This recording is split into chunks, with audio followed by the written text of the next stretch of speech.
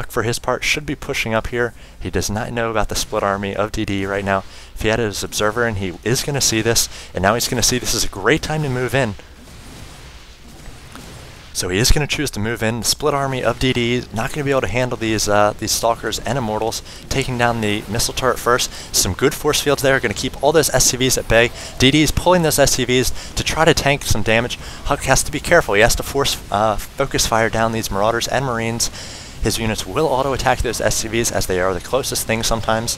And it looks like DDE was able to clean that up. So HuK now with an Immortal and a few Stalkers, he is going to have to warp in more units here, or else DDE is going to be able to push out and take down that proxy. DDE was not yet able to take down those debris. Looks like he may be sending some SCVs to mine here, some long distance mining coming from DDE.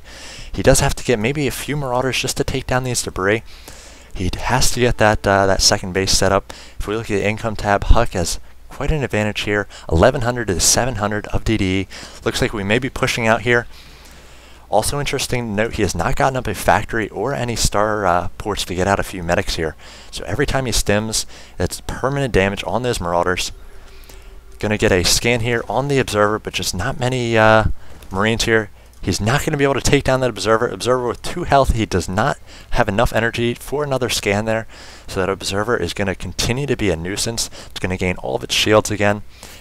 Now we see a stim coming up. A nice concave going to be established by DDE here. All of his units can attack, but these Zealots are coming in from the south. They're going to have to push back a number of these Marauders here.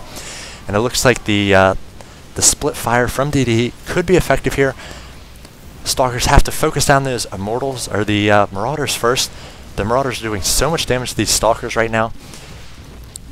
And just doing a lot of kiting here, stemming up against the Protoss army, and he has to focus down this pylon. So able to take down this pylon here before HuK is able to warp in any more replacements. HuK has to start another army from scratch back at his base here. Looks like he might be establishing a third base. See more long distance mining coming from DD. I'd really pull off maybe 2 Marauders right now and just start on those destructible debris. It might take a while, but if he gets those down, his income's going to be a lot higher, especially on this mule. You really need to take advantage. He is getting up a 3rd command center. HuK's getting up a 3rd nexus. So both players trading blows here. HuK did look like he was going to be able to push into DDE's base there, but DDE with some fantastic defense of that ramp there, and then finally pushing out, getting a good concave with that attack. See, he didn't attack before his units were in his concave shape. He wanted to make sure everything was attacking all at once, and he was able to focus down those units of HuK and finally take down that proxy pylon. So we see the 3rd command center almost complete for DDE here. HuK's Nexus about the same, it's about 80 of 100 for both of them. We see HuK transferring some probes over right now. DD not yet transferring over any SCVs. If we look at the income count, harvesters for DD, only 22 harvesters right now. So that's something he's really had to cut harvesters to keep producing out of these 5 barracks, especially since he was on 1 barracks, or 1 command center for so long, not able to produce out of those 5 barracks, as well as keep up SCV production. Plus he sacrificed a lot of SCVs in those attacks, trying to tank for his Marines and Marauders. But he does have 3 orbital commands up right now, so he can use those mules to try to keep his economy a little bit more even with HuK. See HuK spiking up at 1700 now, DDE around the 1300, 1400 mark, and he can start producing SCVs out of all 3 of these orbital commands, so he can get his harvester count up if he chooses to. Looks like just the 24 right now. He is producing off of 2 orbital commands right now, but just still pushing out units from the 5 barracks.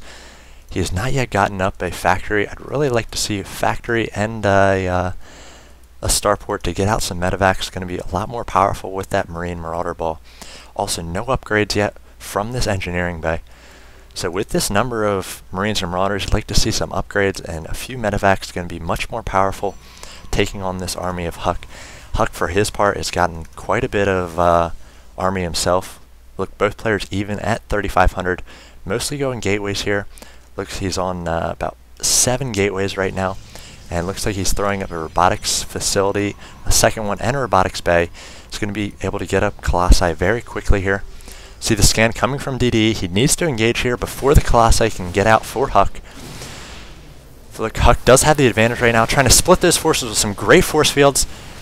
He's going to funnel those forces through a lot of different choke points there, and a lot of force fields keeping these Marauders in the back and Marines from fighting. HuK's units are not able to go through those force fields themselves, though. So DD charging in here, getting all of his units in the fray. Now going to try to kite back. More force fields coming, trapping a number of units here. Those free Marauders for HuK, as we see 2,400 and 1,900 in the army. As DD is just going to have to pull back, could perhaps kite and take down these Zealots here. Be quite a loss for HuK, another 500 minerals. And then DD does have to retreat here. I'm not sure he's going to be able to take on the Immortals. See both players, HuK now getting out 2 Colossi. So DD not getting up any sort of higher tech, not getting up any upgrades in his engineering bay, just pushing out more and more forces.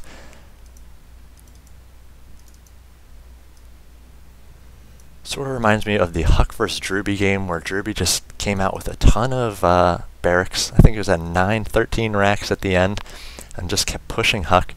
But if you're able to get out those Colossi, they're so great against those Marines, especially as the Marines do not have the HP that those Marauders do.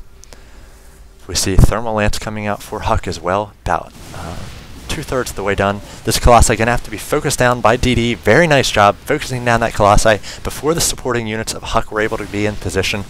Now going to do a good job of kiting here, but again, each stim taking down permanent damage from those units, as he's now going to try to stim and kite this army back, but HuK just pressing forward with these sentries. He is going to be able to force field again and take out the units at the bottom of this ramp here. So HuK was able to take this third game in this series, going to move on to round 3. So we'll see who his opponent is in that next round. He was able to get on 3 bases here, set up this second base a little bit earlier, then DD was able to set up his second, and then DD just did not get on any sort of higher tech. HuK was able to get out those Immortals, countered the Marauders nicely, and then finally able to get out those Colossi. And even though they didn't factor into the game too much, as he did pull them back away from those kiting Marines and Marauders, those Colossi would have turned the tide of the battle in any future battles if HuK had not been able to push through here. So some great force fields there as well, splitting those army units.